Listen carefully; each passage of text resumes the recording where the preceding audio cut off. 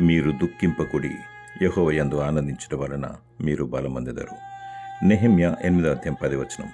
ఈ లోకంలో నాకు హోదా లేదని, పదవి లేదని, సంపద లేదని, మంచి స్థాయి లేదని దుఃఖించకము. ఎదుటి వ్యక్తి ఎదుగుతున్నాడని, మంచి స్థాయిలో ఉన్నాడని మత్సరపడకము, ఏడవకము.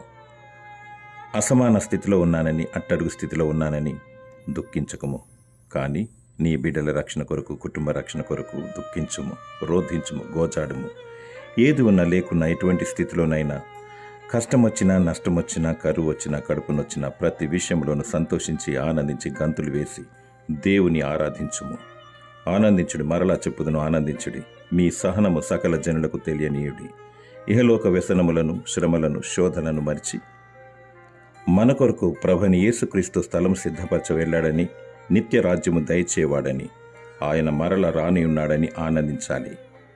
దేవుడు నీకు ఆనందమును, బలమును దయచేయునుగాక.